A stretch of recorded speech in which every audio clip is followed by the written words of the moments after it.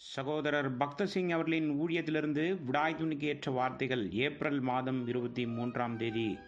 அதுபோல மனம் திரும்புகிற ஒரே பாவியின் நிமித்தம் பரலோகத்தில் மிகுந்த சந்தோஷம் உண்டாயிருக்கும் என்று உங்களுக்கு சொல்கிறேன். லூக்கா சுவிசேஷம் 15வது அதிகாரம் 7வது வசனம்.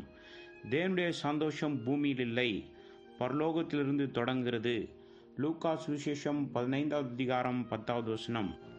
பரிசுத்த ஆவியினாலே தேவனுடைய வார்த்தையானது மனிதருடைய இருதயத்திற்கு மெய்யான உணர்த்துதலை கொண்டு வந்து மனம் திரும்புதலை தருகிறது. என் பாவத்திற்காக இயேசு கிறிஸ்து மரித்தார் என்று விசுவாசிக்கும் போது மெய்யான மனம் திரும்புதல் பரலோகத்தில் தூதர்கள் மத்தியில் சந்தோஷத்தை கொண்டு வருகிறது. ஒரு பாவி மனம் திரும்பும் போது தேவன் பரலோக சேனைகளை அழைத்து பரலோக வாத்தியங்களை கொண்டு அவர் பாட செய்கிறார். அதே பரலோக சந்தோஷமானது மனம் திரும்பினவருக்கும் உண்டாகும். இதுவே பரலோக சந்தோஷம்.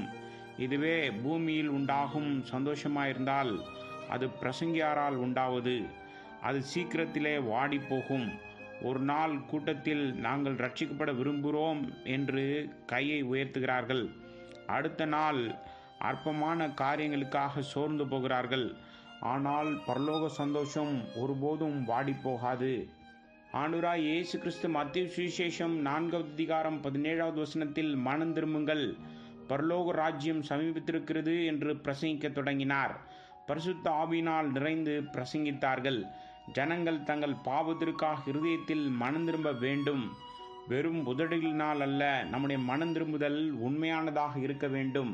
பயந்தோ நல்ல பேருக்காகவோ மற்றவர்கள் என்ன நினைத்து விடுவார்களோ என்று அல்ல.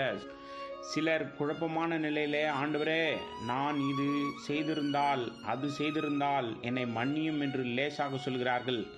இது உண்மையான பாவத்திற்கான மனஸ்தாபம் அல்ல. யோபு ஆண்டவரின் அழகையும் மகிமையும் வல்லமையும் கண்டவுடன் தன்னை அருவருத்து ஆண்டவரின் சமூகத்தில் ஒப்புக்கொள்கின்றான். பேதுரு தேவன் அவனை கடிந்து கொள்ளவில்லை, பாவத்தை சுட்டிக்காட்டி சொல்லவில்லை. கர்த்தராய் இயேசு கிறிஸ்துவின் மகத்துவத்தையும் வல்லமையையும் கண்டவுடன் அறிக்கையிட்டு பாதத்தில் விழுகின்றான். சீமோன் பேதுரு அதை கண்டு இயேசுவின் பாதத்தில் விழுந்து, ஆண்டவரே நான் பாவியான மனுஷன், நீர் என்னை விட்டு போக வேண்டும் என்றான். லூக்கா சுவிசேஷம் 5வது அதிகாரம் 8வது வசனம். அடுத்ததாக சகேயு நின்று கர்த்தரை நோக்கி, ஆண்டவரே என் ஆஸ்திகளில் பாதியை ஏழைகளுக்கு கொடுக்கிறேன். நான் ஒருவனிடத்தில் எதையாகிலும் அநியாயமாய் வாங்கினதுண்டானால் நாலத்தனையாய் திரும்ப தருகிறேன் என்றான். லூக்கா சுவிசேஷம் 19வது அதிகாரம் 8வது வசனம். உண்மையான மனம் திரும்புதலை பார்க்கின்றோம். ஆண்டவர் அவனுடைய அநியாய வருமானத்தை சொல்லவில்லை. அவரின் சமூகம் மெய்யான மனம் திரும்புதலை சகேயுவின் வாழ்க்கையில் கொண்டு வந்தது.